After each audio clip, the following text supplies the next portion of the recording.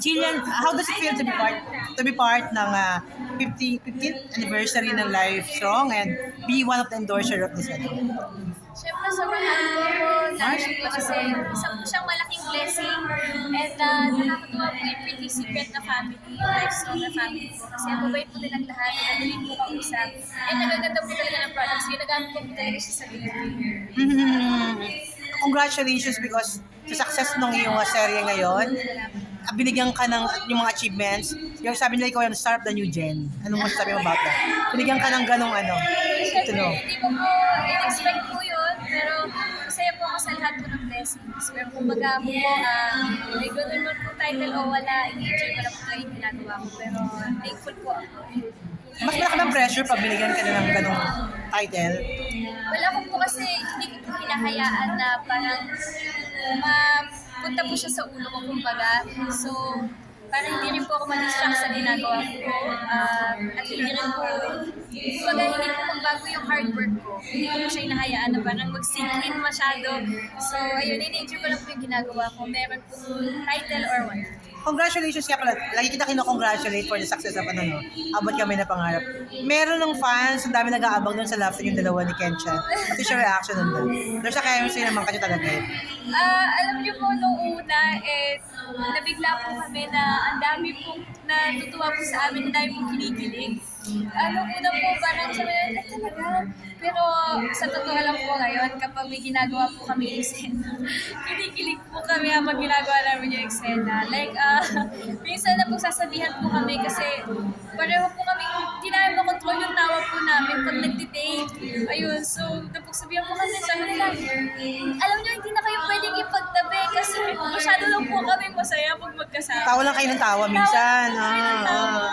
Kasi, Okay. Pero, kamusta yung relationship niyo ni Kenchan, off-cam? we're super close, as in super close.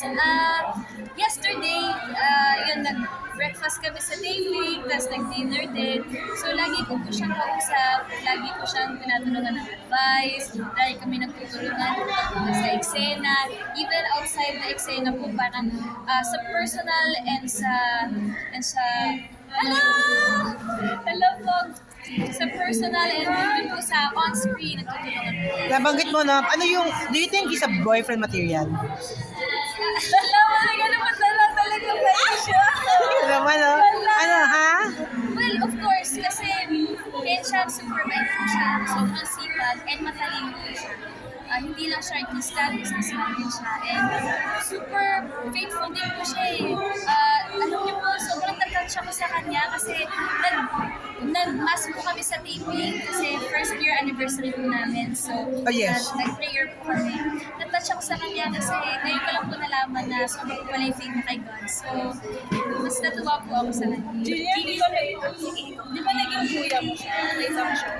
Opo, matagal na yun, may special tatay. So, ayun na po na. Feeling na ngayon parang kayo yung... Partner na kayo, ha? Okay, yung nung una nga po nabigla kami, pero habang tumatagal, ayun nga po parang nagsisingkit na, parang nakakakilig sa loob po na eksena, sabi namin dalawa. So, ayun. Pero Julian, anong relationship mo sa kanya? Kuya ba o parang tropa?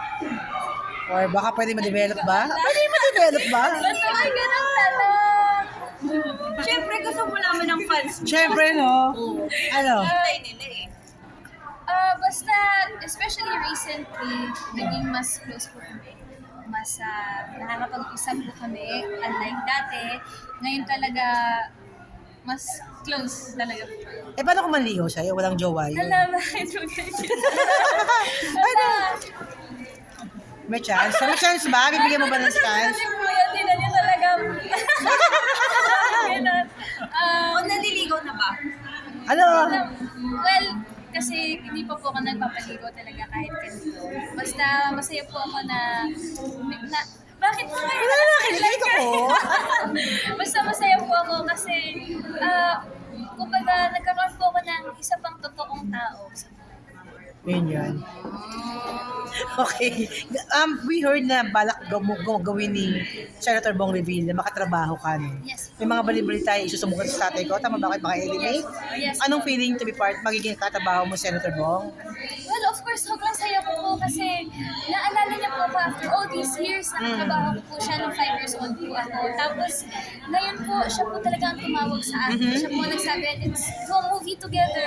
So, sobrang nakaka-touch po kasi hindi niya po ako nakalimutan. At na-consider niya po talaga ako at magiging totoo na po yung pinaplano niya. It will come to life na po talaga. So, masaya po ako, sobrang blessed po talaga kasi more than po yung sa gagawin movie, yung kumbaga po naalala po ako ni Senator. Pero ano yan, totoo bang remake ng movie ni Judy Ann ni FPJ? Well, hindi po. Parang ganun po yung tema niya. Okay. Na po siya and comedy po siya, action and drama. Oh. Thank you so much. Picture lang, Mare, ha? Picture lang.